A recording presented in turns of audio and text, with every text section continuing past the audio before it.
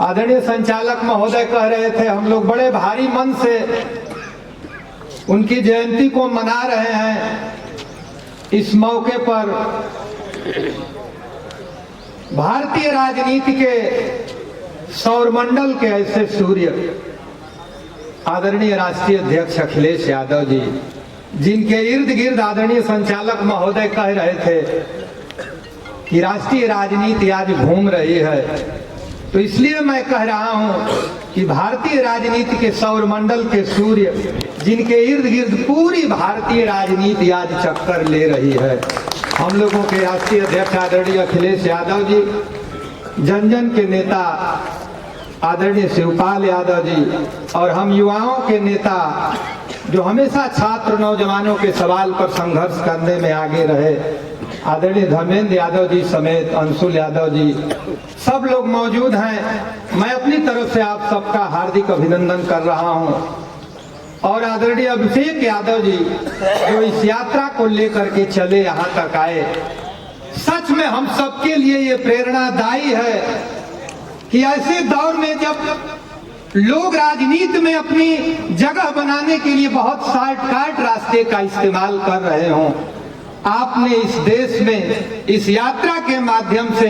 हम तमाम नौजवानों को लेकर के जो एक नजीर प्रस्तुत की है, और आदरणीय राष्ट्रीय अध्यक्ष जी के निर्देशानुसार कदम दर कदम जो पीडीए की यात्रा जो सफलता को प्राप्त करते हुए आज यहाँ पहुंची है, मैं तमाम साइकिल यात्रियों को और पधारे हुए सारे लोगों का अपनी तरफ से बहुत इस्तेकबाल और अभिनंदन करता हूँ। रामधारी सिंह दिनकर ने लिखा रश्मिरथी में,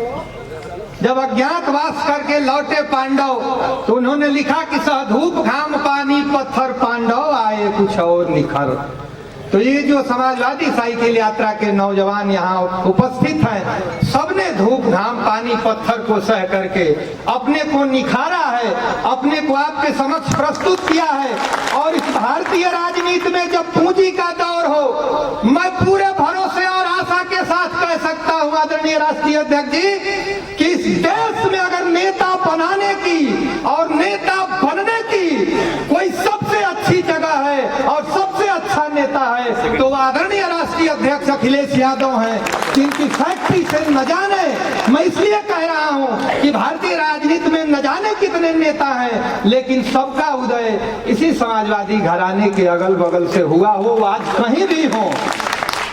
और मनुष्य जब ठान लेता है, समय अभाव है, आदरणीय राष्ट्रीय अध्यक्ष जी, हम लोग भाई अभिषेक जी के नेतृत्व में जो यात्रा तय किए हैं, यह कितना सुखद रहा। जब हम लोग निकलते थे गांव की गलियों से, सड़कों से, तो लोग पूछते थे कि ऐसे दौर में जब यह घोषित आपातकाल का दौर है, लोग डर के मारे अपने बंद कमरे में पड़े हैं, किसी की हिम्मत नहीं है, उस दौर में आदरणीय राष्ट्रीय अध्यक्ष अखिलेश यादव के सिपाही अपने माइक डीजे गाजे बाजे के साथ अपने संघर्ष का उत्सव सड़कों पर लेकर के निकल पड़े हैं। तो हम आपको भरोसा दिलाना चाहते हैं कि ये कभी जब जब आपकी आवाज आएगी हम लोगों के कानों तक, और ठीक कहा उनीस ने कि तमाम थके पदयात्री जब सुबह में आपका चेहरा देख लेते थे तो अपनी सारी थकान, सारी बीमारी, सारा बुखार छोड़ करके हम लोग अल सुबह फिर, और मेरे लिए यह सौभाग्य